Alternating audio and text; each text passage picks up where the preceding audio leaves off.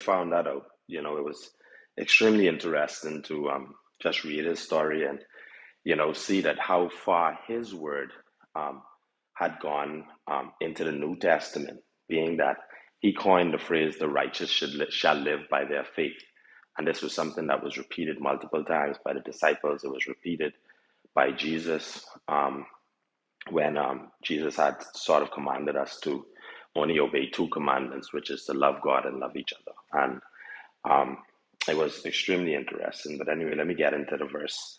And Habakkuk 3:17 through 19 says, even though the fig trees have no blossoms, and there are no grapes on the vines, even though the olive crop fails, and the fields lie empty and barren, even though the flocks die in the fields, and the cattle barns are empty, yet I will rejoice in the Lord. I will be joyful in the God of my salvation. The sovereign Lord is my strength. He makes me as sure-footed as a deer, able to tread upon the heights. And today, I am just grateful for the opportunity that God gives us every morning to be here and to just live as righteous kingdom citizens.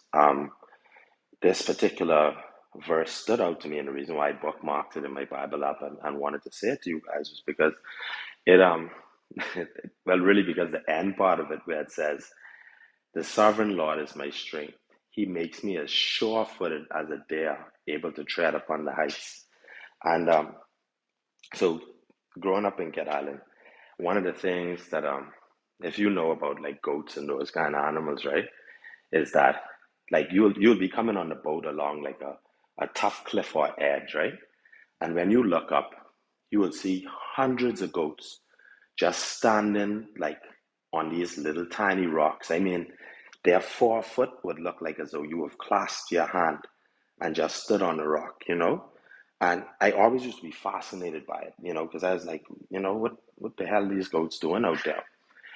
And, it it's almost as though they were so confident that they wouldn't fall, that they would climb these rocks. And that's what it means to be sure-footed, to be confident in knowing that God is going to provide. God is going to fulfill his promises. In this particular verse, this verse reminded us too that even when nothing seems to be going right, you know, like you may wake up this morning and you may not have no money today. You may not even have food today. But see, your faith can provide and let you know that before the end of the day, you can eat.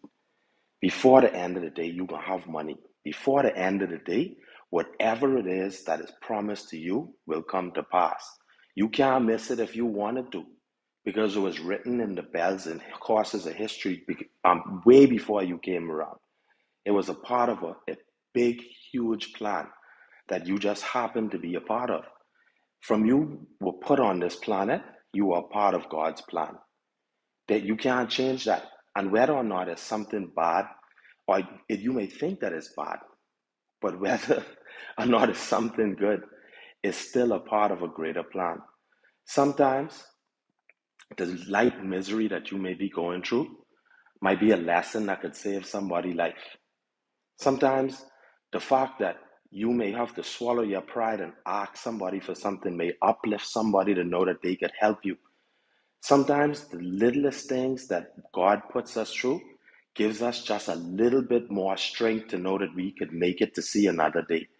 Because many times we look at life and we say to ourselves, boy, I don't know how I can make it. But you know who know how? God knows how. But the righteous shall live by their faith.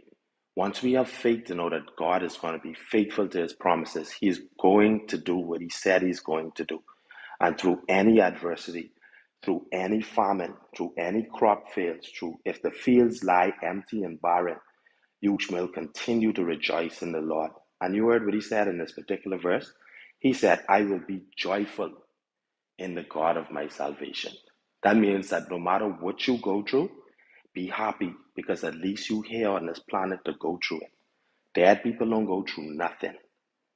Nothing. And I thank you again for the opportunity to speak. God is good, y'all. And I'm just so happy to be here and just being here with Kingdom citizens and just having the opportunity for y'all to listen to me and for me to listen to y'all and to just be here, y'all. Um, Let the righteous continue to live by their faith. I'm Gary, and I relinquish my mic.